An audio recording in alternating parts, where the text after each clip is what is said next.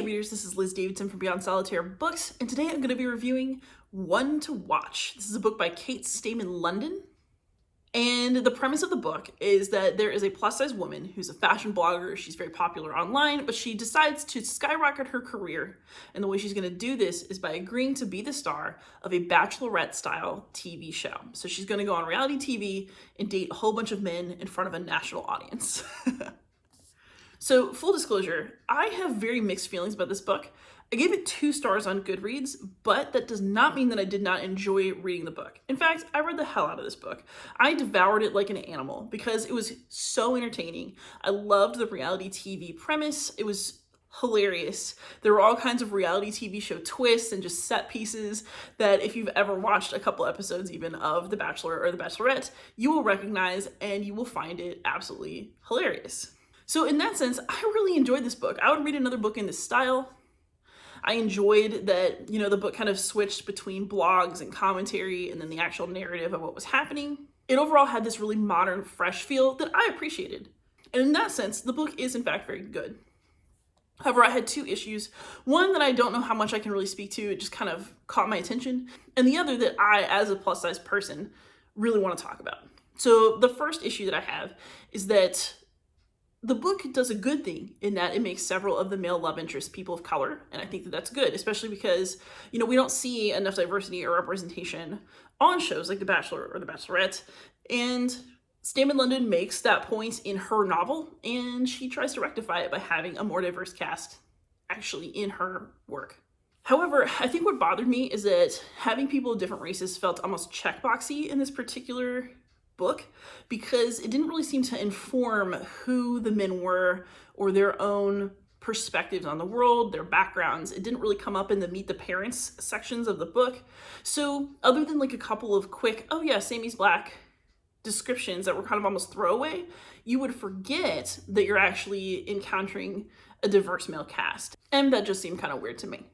But my biggest difficulty with this book is that I don't personally like the fat representation in the book. I do think that it's a more complicated matter than just preference because I'm a plus-size person. In the book, B, the main character, is probably about my size or maybe a little bit smaller.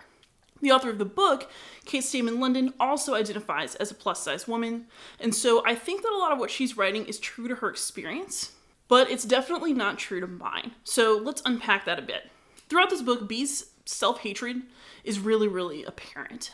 Even in some of her early blog posts in the book, and it's part of the setup of her character, she writes about going on a date and how the person that she's on a date with doesn't make her feel bad at all. But she goes into like a tight cocktail bar to meet him and kind of bumps into some people along the way. And it ends up making her feel very self-conscious about her weight. And that's a theme throughout the book. If somebody even looks at her funny, B generally assumes that it is because she's fat and launches into some self-judgment about her weight and also sort of assumes that the other person is looking at her in that way because she is fat. Multiple times during the filming of the show, she cries or she really struggles with what's happening because her feelings about her body are so negative that she has a hard time taking the idea seriously that any of the men on the show could actually be attracted to her or could love her.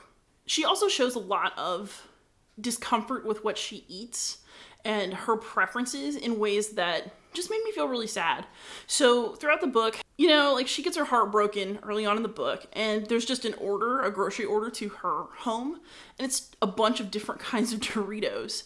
And at other parts in the book, she gets really excited about pastries, about desserts, but then when she's asked what her favorite food is by one of the men on the show, just as part of casual conversation, she decides that the optics of saying what she really likes aren't good enough, and she says instead that she likes local produce.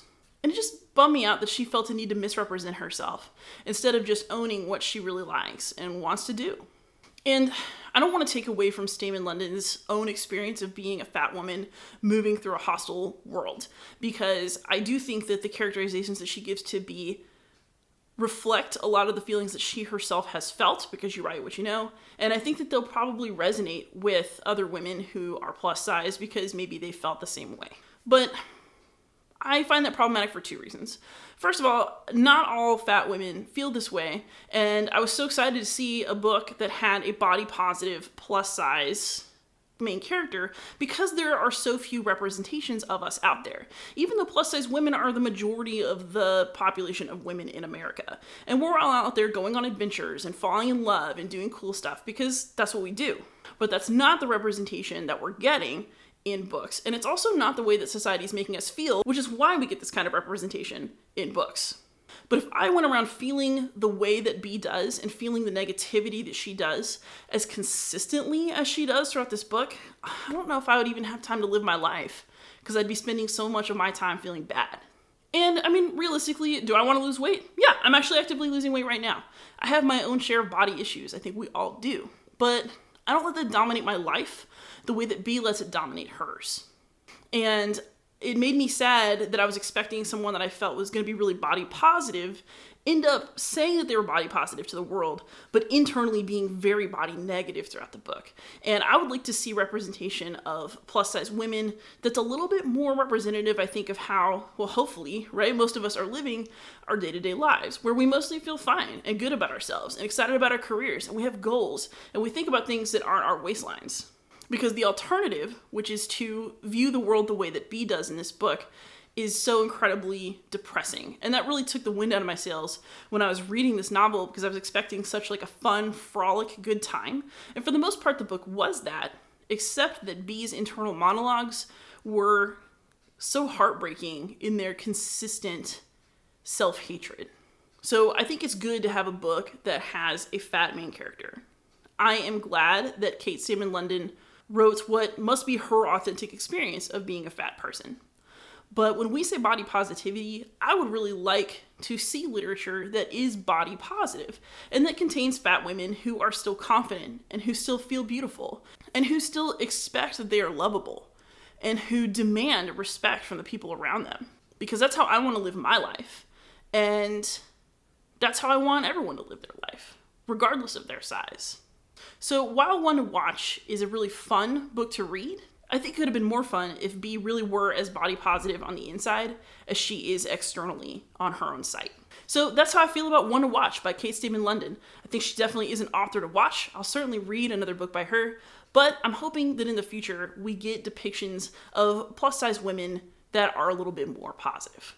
So if you enjoyed this review, please do like and subscribe to my channel, and happy reading.